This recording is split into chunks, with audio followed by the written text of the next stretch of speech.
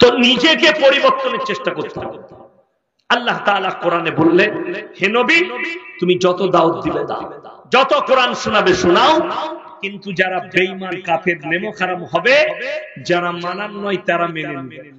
আল্লাহ রাসূল বললেন, ওগো আল্লাহ কেন? আল্লাহ পরের আয়াতে বলছেন কি, খাতামাল্লাহু আলা কুলুবিহিম, কুলুব মানে হচ্ছে হৃদয়, তাদের হৃদয়েতে তালা মারা গেছে।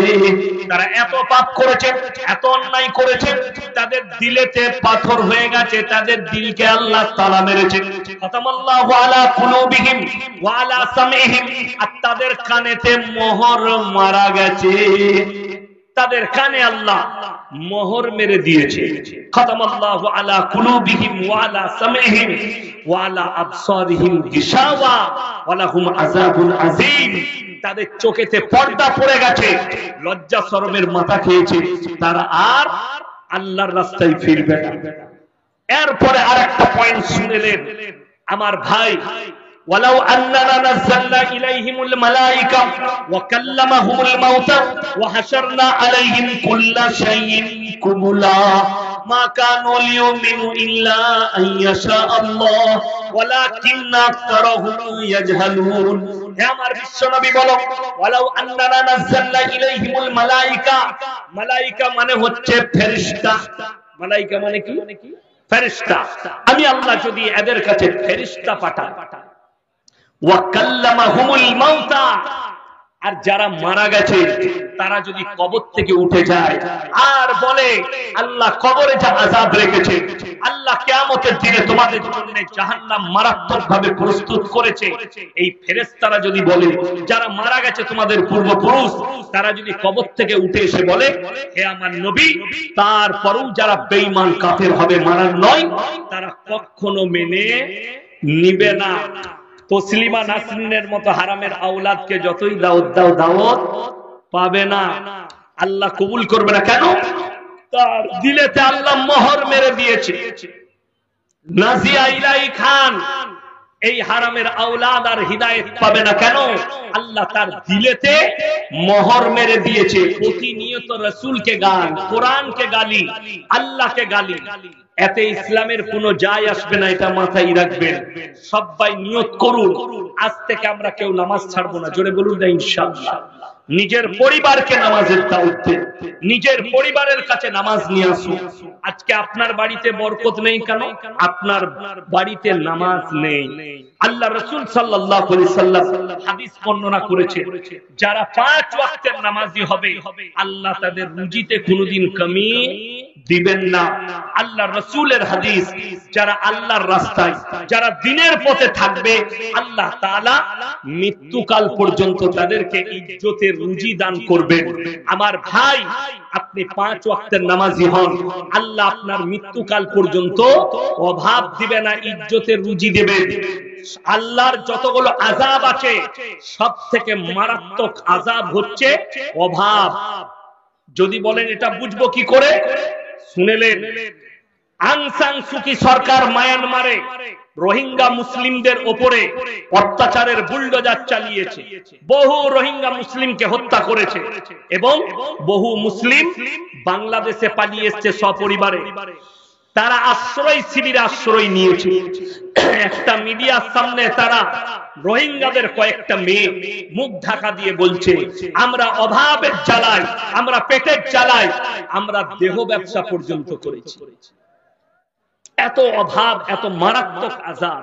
শুধু তাই নয়, গাজায়, ফিলিস্তিনে হাজার হাজার শিশু মারা গেছে, ৭৫,০০০ মানুষ মারা গেছে, একজনের পরিবারে সব মারা গেছে।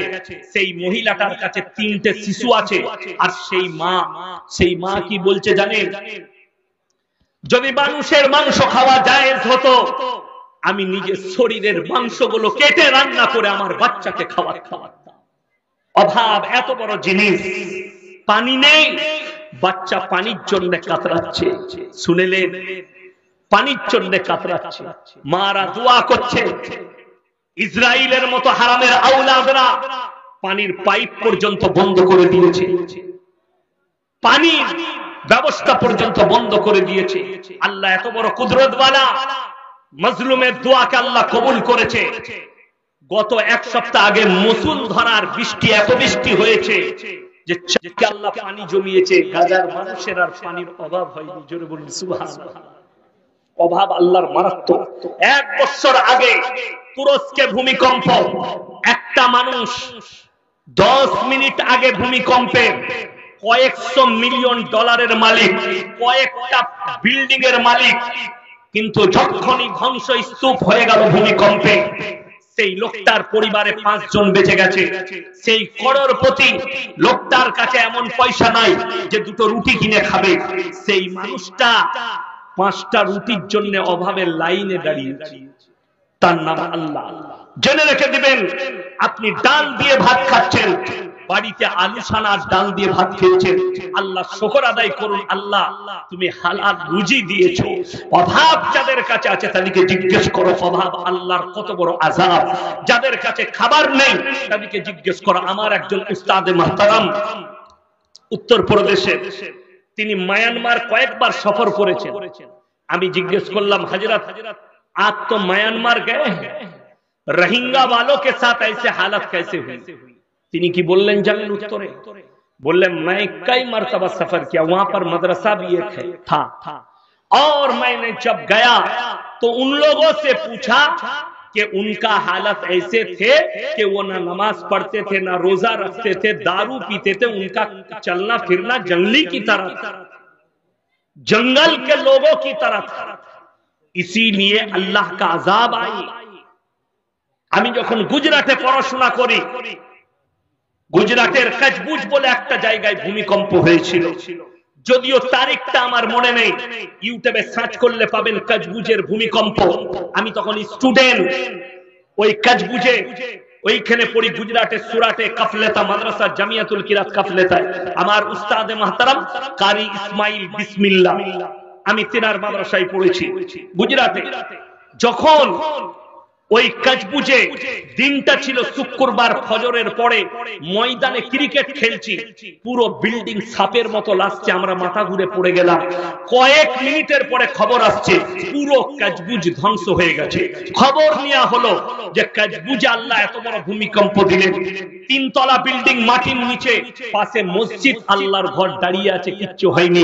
বিল্ডিং গুলো চলে গেছে, মানুষ চলে গেছে গজে তলা দিয়ে ধসে, কিন্তু আল্লাহর ঘর মসজিদ দাঁড়িয়েছে। সেখানে যে মানুষগুলো বেঁচে গেছে তারা একটাই কথা বলেছে, এইখানে মসজিদের বাইরে মানুষ মসজিদের নামাজ পড়তই না, দেয়ালে ঠেস দিয়ে মদ পান করেছে, মসজিদে ছাগল বেঁধে দিত মসজিদের পিঠে, মসজিদের কাছে গোবর ফেলাত, এরা মসজিদের আহমিয়ত করেনি, এরা জীবনে মসজিদে প্রবেশ করত না, ইমাম একা নামাজ পড়তো, কোন মসজিদে ইমাম থাকতো না। আল্লাহ সেই জায়গাকে ধ্বংস করেছে, আর আল্লাহর ঘরকে দাঁড় করিয়ে আল্লাহ দেখেছে তোমাদেরকে বিলুপ্ত করে দেব, কিন্তু আমার ঘর মাহফুজ থাকবে। জোরে বলুন সুবহানাল্লাহ। নামাজ ওই জন্য কেউ ছাড়বেন না। জোরে বলুন ইনশাআল্লাহ।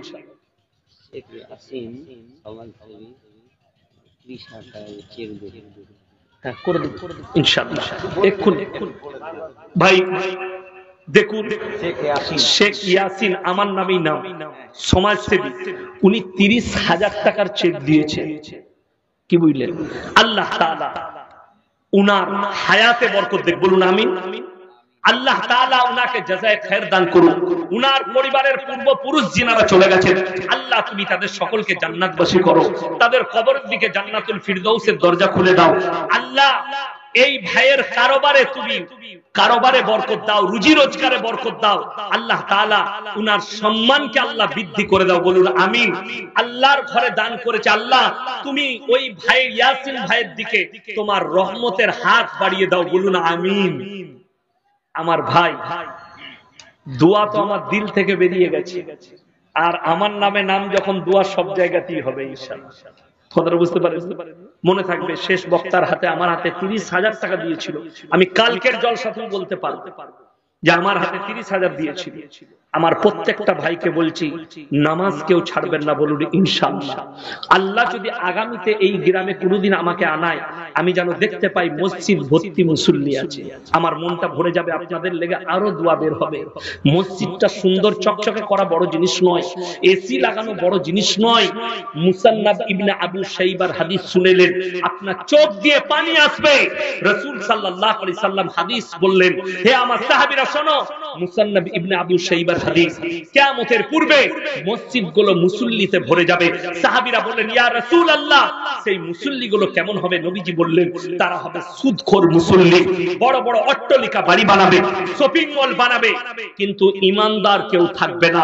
আজকে সময় আছে, আপনার ঈমানকে বাঁচান, মসজিদে গিয়ে মাথা ঠুকুন, আল্লাহর কাছে ভালো মন্দ চান, নিজেকে শিরক থেকে বাঁচান, বিবিদিকে পর্দায় নিয়ে আসুন, স্ত্রীকে পর্দায় নিয়ে আসুন, সন্তানকে দ্বীনি শিক্ষা দেন।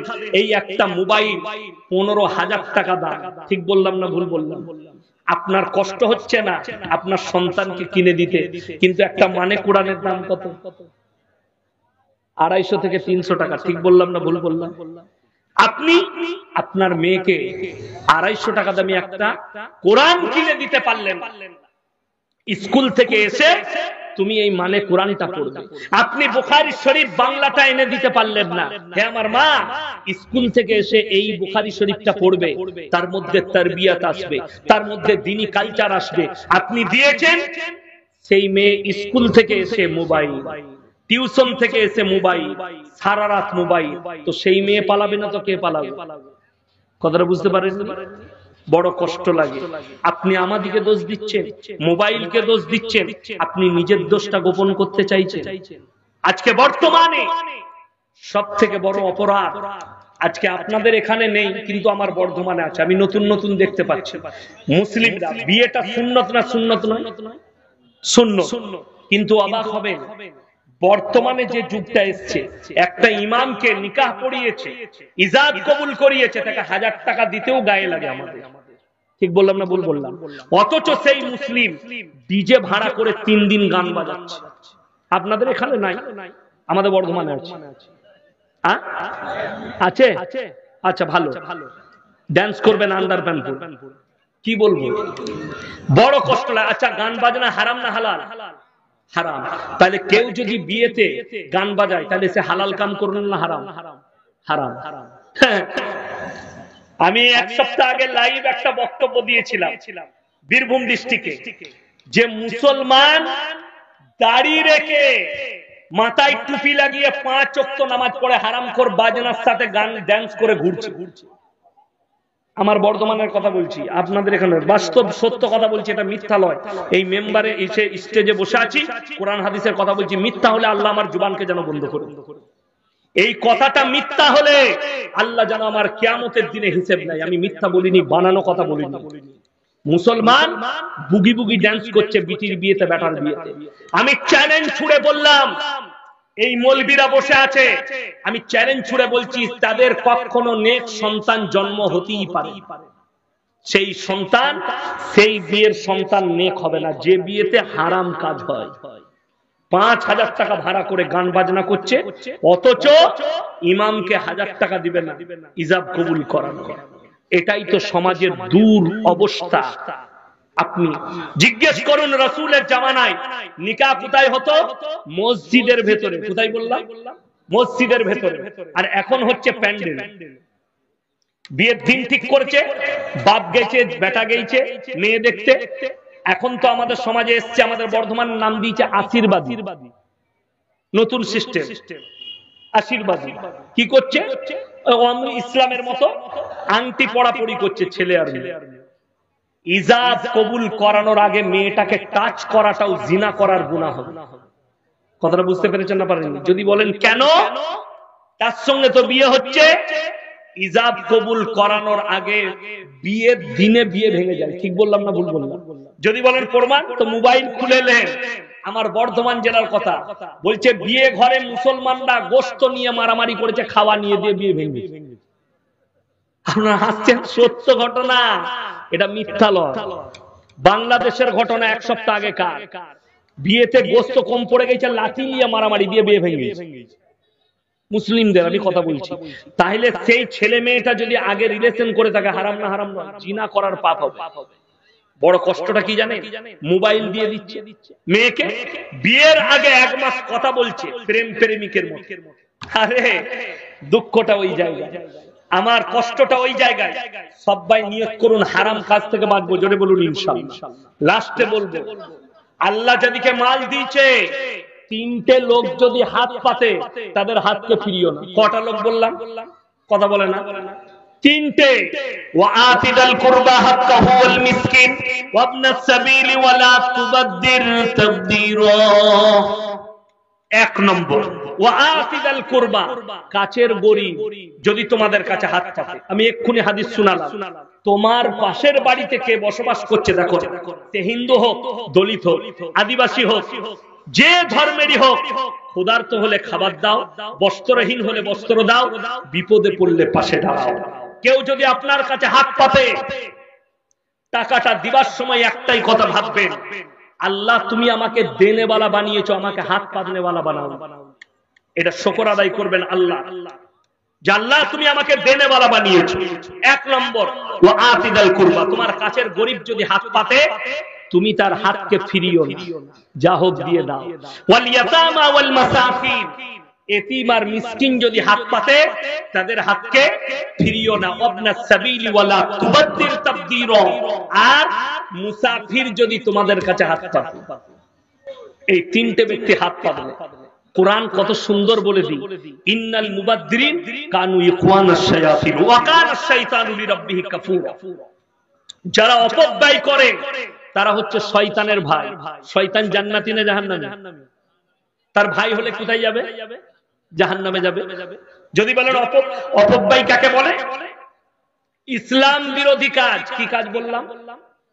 ইসলাম বিরোধী কাজ, আল্লাহ রসুল বিরোধী কাজ, কোরআন বিরোধী কাজ, গান বাজনা, মদ, গাঁজা, আফিং, জুয়া, এই ধরনের কাজগুলো হচ্ছে হারাম কাজ। আর এই জায়গায় পয়সা লুটানো অপব্যয়। আজকের সবাই সব থেকে বড় মুসাফিরকে কথা বলে না। আমি 339 কিলোমিটার এলাম আমার বাড়ি থেকে, বর্ধমান। আমার বাড়ি যেখানে পানাগড় থেকে গলসি থানার, পানাগড় বুদবুদ আর গলসি থানার মিডিল পয়েন্টে আমার বাড়ি।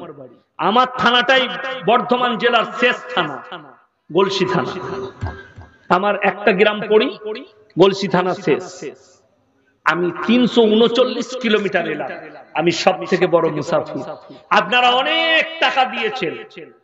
আমি নবীজি সাল্লাল্লাহু আলাইহি সাল্লাম বলেছেন, যাকিরা, গচ্ছিত সম্পদ কোনগুলো? যে টাকাগুলো আল্লাহর রাস্তায় খরচ করবেন, মসজিদে, মাদ্রাসায়, গরিব, এতিম, মিসকিন, এদের পেছনে খরচ করবেন। যাকিরা, গচ্ছিত সম্পদ, কিয়ামতের দিনে আল্লাহ এর বদলা দিবেন। জোরে বলুন সুবহানাল্লাহ।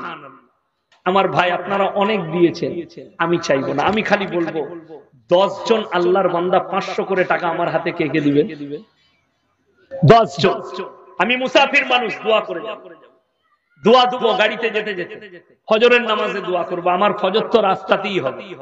যে আল্লাহ তাআলা বললেন, তোমরা হালাল রিজক খাও, ওয়া ইউকিমুনাস সালাহ, আমি যে হালাল রিজক দিয়েছি সেখান থেকে তোমরা ব্যয় করবে।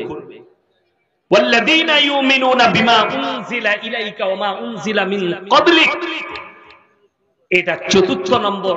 যতগুলো নবী পয়গম্বর আমি পাঠিয়েছি এরা সবাই আল্লাহর পয়গম্বর, এটার উপরে তোমরা যেন দৃঢ় বিশ্বাস রাখো। ইহুদিরা নবীজিকে গালি দিলে আমরা মুসাকে গালি দিতে পারি। খ্রিস্টানরা আল্লাহ নবীকে গালি দিলে আমরা ঈসা মসিহকে গালি দিতে পারি না। কেন? আল্লাহ কোরআনে বলেছে, আমি যতগুলো নবী পয়গম্বর পাঠিয়েছি এরা যে আল্লাহর নবী, এটা বিশ্বাস রাখতে হবে। এটাও ঈমানের অঙ্গের মধ্যে পড়ে। ওয়াবিল আখিরাতি হুম ইউকিনুন, এবং তোমরা পরকালের উপরে দৃঢ় বিশ্বাস রাখবেন। সবাই রাখবেন ইনশাআল্লাহ, যে মরণের পরে আর একটা জীবন আছে। কোরআন শুনলে, ওয়ামাল হায়াতুদ দুনিয়া ইল্লা মাতাউল গুরুর, এই দুনিয়া তোমাদের জন্য সম্পূর্ণ ধোঁকা। মানুষ ধোঁকার মধ্যে পড়ে আছে। ওয়া ইউকিমুনাস সালাহ ওয়া মিম্মা রাযাকনাহুম ইউনফিকুন ওয়া বিল আখিরাতি হুম ইউকিনুন। সমস্ত পৃথিবীর মানুষকে একদিন বিচারের দিনে যেতে হবে, পরকালে। এরপরে আল্লাহ পরের আয়াতে বললেন উলাইকা আলা হুদাম মির রাব্বিহিম ওয়া উলাইকা হুমুল মুফলিহুন, তারাই একমাত্র হিদায়াতের উপরে আছে এবং তারাই একমাত্র কামিয়াব হবে। এরপর আল্লাহ বললেন ইন্নাল্লাযীনা কাফারু সাওয়াউন আলাইহিম আনজারতাহুম আম লাম তুনজিরুহুম লা ইউমিনুন। হে আমার নবী, তুমি যত কোরআন শোনাবে শোনাও, যত দাওয়াত দিবে দাও, সকলে এক বাক্যে বলুন হিদায়াতের মালিক কে? আরো জোরে বলুন কে? একমাত্র আল্লাহ। যদি আপনাদের মনে হয় ইয়াসিন সাহেবের মতো আরো 10টা বক্তাকে দাওয়াত দিয়ে সারা রাত জলসা শুনবো, আল্লাহ হিদায়াত না দিলে হিদায়াত পাবে না। আমাদের দাওয়াতের কাজ, আমরা দাওয়াত দিয়ে যাব, বাস এইটুকুই। হিদায়াত আল্লাহর তরফ থেকে। আর কোরআনে আছে যে মানুষ যতক্ষণ পর্যন্ত নিজের পরিবর্তন না চায় সেই জাতিকে আল্লাহ পরিবর্তন দেয় না। আপনাকে চেষ্টা করতে হবে যে আল্লাহ আমি বেনামাজি আছি, ইয়াসিন ভাই বলে গেল আমি কাল থেকে আর নামাজ ছাড়বো না, ফজর থেকেই ধরে নেব। আপনি মনে মনে হচ্ছে আমি সূরা জানি না, দোয়া জানি না, কিচ্ছু জানি না, আপনি ফজর থেকে মাথা ঠুকুন। আচ্ছা, বাংলা বই বেরিয়েছে না বেরোয়নি? নামাজ শিক্ষা বই বেরিয়েছে না বেরোয়নি? বাংলা কোরআন শরীফ আছে না নাই? বাংলা হাদিস আছে না নাই? আরে কিনুন আর পড়ুন, নামাজ শিখে যাবেন। জোরে বলুন সুবহানাল্লাহ। এত সহজ হয়ে গেছে। আপনাকে ইমামের কাছেও যা লাগবে না, যেটা খটকা লাগবে সেটা আপনি ইমামকে বলবেন এই বইতে এটা লেখা আছে, দেখুন তো এটা ঠিক কিনা। ইমাম সাহেব আপনাকে ক্লিয়ার করে দিবে, আপনি নামাজ শিখে যাবেন এক সপ্তাহে। এক সপ্তাহে। একটা বোম্বের ছেলে ফোনেতে আমার কাছে নামাজ শিখেছে। কিসে বললাম? ফোনে ফোনে হোয়াটসঅ্যাপে তাকে দিয়েছি, সে একটা করে মুখস্থ করেছে, আমাকে সেন্ড করেছে, একটা করে মুখস্থ করেছে, সেন্ড করেছে। দোয়া বলেছে এটা করবে ওটা করবে, সব সে শিখে নিয়ে বলছে হুজুর আমি 5 ওয়াক্তের নামাজ ছাড়ি, ফোনেতে শিখে নিয়েছে। তো নিজেকে পরিবর্তনের চেষ্টা করতে হবে। আল্লাহ তাআলা কোরআনে বললেন হে নবী তুমি যত দাওয়াত দিবে দাও, যত কোরআন শোনাবে শোনাও, কিন্তু যারা বেঈমান কাফের নেমো খারাম হবে, যারা মানার নয় তারা মেনে নেবে। আল্লাহর রাসূল বললেন ও আল্লাহ কেন? আল্লাহ পরের আয়াতে বলছেন কি খাতামাল্লাহু আলা কুলুবিহিম, কুলুব মানে হচ্ছে হৃদয়, তাদের হৃদয়েতে তালা মারা গেছে। তারা এত পাপ করেছে, এত অন্যায় করেছে, তাদের দিলেতে পাথর হয়ে গেছে, তাদের দিলকে আল্লাহ তালা মেরেছে। খাতামাল্লাহু আলা কুলুবিহিম ওয়া আলা সামিহিম, আর তাদের কানেতে মোহর মারা গেছে, তাদের কানে আল্লাহ মোহর মেরে দিয়েছে। খাতামাল্লাহু আলা কুলুবিহিম ওয়া আলা সামিহিম ওয়া আলা আবসারিহিম গিশাওয়া ওয়া লাহুম আযাবুন আযীম, তাদের চোখেতে পর্দা পড়ে গেছে, লজ্জা শরমের মাথা খেয়েছে, তারা আর আল্লাহর রাস্তায় ফিরবে না। এরপরে আরেকটা পয়েন্ট শুনেলেন আমার ভাই, ولو أننا نزلنا إليهم الملائكة وكلمهم الموتى وحشرنا عليهم كل شيء قبلا ما كانوا ليؤمنوا إلا أن يشاء الله ولكن أكثرهم يجهلون। হে আমার বিশ্বনবী বলো ওয়ালাউ আন্নানা নাযালনা ইলাইহিমুল মালাইকা, মালাইকা মানে হচ্ছে ফেরেশতা। মালাইকা মানে কি? ফেরেশতা। আমি আল্লাহ যদি এদের কাছে ফেরেশতা পাঠাই, ওয়া কাল্লামাহুমুল মাউতা, আর যারা মারা গেছে তারা যদি কবর থেকে উঠে যায় আর বলে আল্লাহ কবরে যা আযাব রেখেছে, আল্লাহ কিয়ামতের দিনে তোমাদের জন্য জাহান্নাম মারাত্মকভাবে প্রস্তুত করেছে, এই ফেরেশতারা যদি বলে, যারা মারা গেছে তোমাদের পূর্বপুরুষ, তারা যদি কবর থেকে উঠে এসে বলে হে আমার নবী, তারপরেও যারা বেঈমান কাফের হবে মারার নয়, তারা কখনো মেনে নিবে না।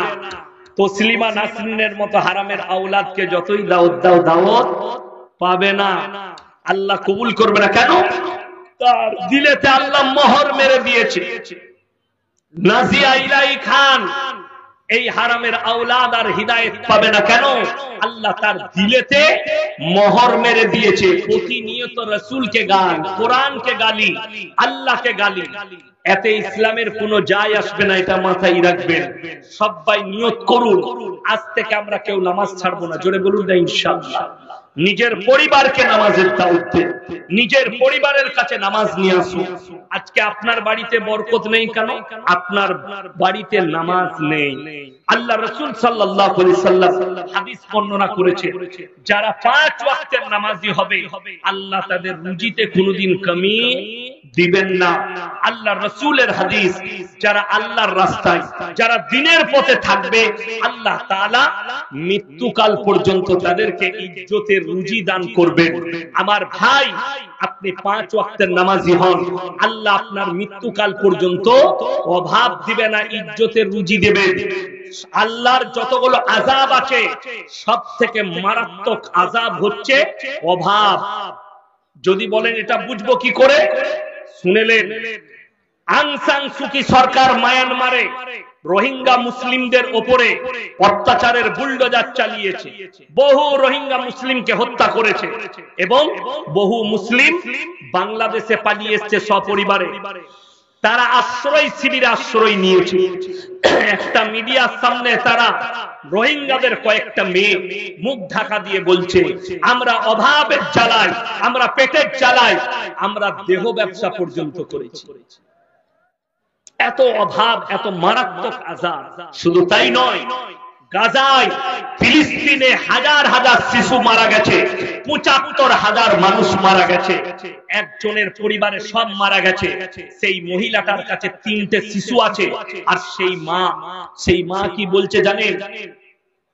যদি মানুষের মাংস খাওয়া জায়েজ হতো, আমি নিজের শরীরের মাংসগুলো কেটে রান্না করে আমার বাচ্চাকে খাওয়াতাম। অভাব এত বড় জিনিস। পানি নেই, বাচ্চা পানির জন্য কাতরাচ্ছে। শুনেলেন, পানির জন্য কাতরাচ্ছে, মারা দোয়া করছে।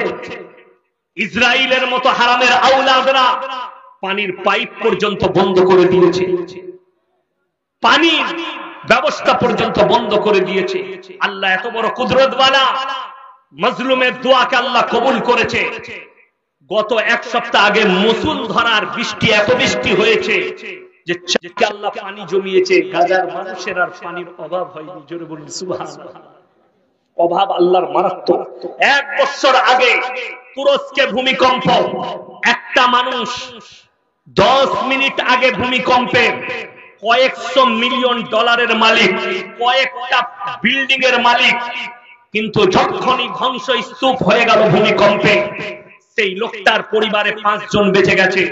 সেই করোড়পতি লোকটার কাছে এমন পয়সা নাই যে 2টো রুটি কিনে খাবে। সেই মানুষটা 5টা রুটির জন্য অভাবের লাইনে দাঁড়িয়েছে। তার নাম আল্লাহ। জেনে রেখে দিবেন, আপনি ডাল দিয়ে ভাত খাচ্ছেন, বাড়িতে আলু সানার ডাল দিয়ে ভাত খেয়েছেন, আল্লাহ শুকর আদায় করুন, আল্লাহ তুমি হালাল রুজি দিয়েছো। অভাব যাদের কাছে আছে তাদেরকে জিজ্ঞেস করো, অভাব আল্লাহর কত বড় আযাব। যাদের কাছে খাবার নেই তাদেরকে জিজ্ঞেস করো। আমার একজন উস্তাদে মুহতারাম উত্তরপ্রদেশের, তিনি মায়ানমার কয়েকবার সফর করেছেন। আমি জিজ্ঞেস করলাম, হযরত आप तो म्यांमार गए हैं, रोहिंगा वालों के साथ ऐसे हालत कैसे हुई? তিনি কি বললেন জানেন উত্তরে? বললেন, मैं कई मरतबा सफर किया, वहां पर मदरसा भी एक था, और मैंने जब गया तो उन लोगों से पूछा कि उनका हालत ऐसे थे कि वो ना नमाज पढ़ते थे, ना रोजा रखते थे, दारू पीते थे, उनका चलना फिरना जंगली की तरह था, जंगल के लोगों की तरह था। इसीलिए अल्लाह का अजाब आई। আমি যখন গুজরাটে পড়াশোনা করি, গুজরাটের কচবুজ বলে একটা জায়গায় ভূমিকম্প হয়েছিল। যদিও তারিখটা আমার মনে নেই, ইউটিউবে সার্চ করলে পাবেন কচবুজের ভূমিকম্প। আমি তখন স্টুডেন্ট, ওই কচবুজে ওইখানে পড়ি, গুজরাটের সুরাটে কাফলেতা মাদ্রাসা জামিয়াতুল কিরাত কাফলেতায়। আমার উস্তাদে মুহতারাম কারি ইসমাইল বিসমিল্লাহ, আমি তিনার মাদ্রাসায় পড়েছি গুজরাটে। যখন ওই কচবুজে দিনটা ছিল শুক্রবার, ফজরের পরে ময়দানে ক্রিকেট খেলছি, পুরো বিল্ডিং সাপের মতো লাগছে, আমরা মাথা ঘুরে পড়ে গেলাম। কয়েক মিনিটের পরে খবর আসছে পুরো কচবুজ ধ্বংস হয়ে গেছে। খবর নেওয়া হলো যে কচবুজে আল্লাহ এত বড় ভূমিকম্প দিলেন, তিনতলা বিল্ডিং মাটির নিচে, পাশে মসজিদ, আল্লাহর ঘর দাঁড়িয়ে আছে, কিচ্ছু হয়নি। বিল্ডিং গুলো চলে গেছে, মানুষ চলে গেছে গজে তলা দিয়ে ধসে, কিন্তু আল্লাহর ঘর মসজিদ দাঁড়িয়েছে। সেখানে যে মানুষগুলো বেঁচে গেছে তারা একটাই কথা বলেছে, এইখানে মসজিদের বাইরে মানুষ মসজিদের নামাজ পড়তই না, দেয়ালে ঠেস দিয়ে মদ পান করেছে, মসজিদে ছাগল বেঁধে দিত মসজিদের পিঠে, মসজিদের কাছে গোবর ফেলাতো, এরা মসজিদের আহমিয়ত করেনি, এরা জীবনে মসজিদে প্রবেশ করতো না, ইমাম একা নামাজ পড়তো, কোন কোন মসজিদে ইমাম থাকতো না। আল্লাহ সেই জায়গাকে ধ্বংস করেছে আর আল্লাহর ঘরকে দাঁড় করিয়ে আল্লাহ দেখেছে তোমাদেরকে বিলুপ্ত করে দেব, কিন্তু আমার ঘর মেহফুজ থাকবে। জোরে বলুন সুবহানাল্লাহ। নামাজ ওই জন্য কেউ ছাড়বেন না, জোরে বলুন ইনশাআল্লাহ।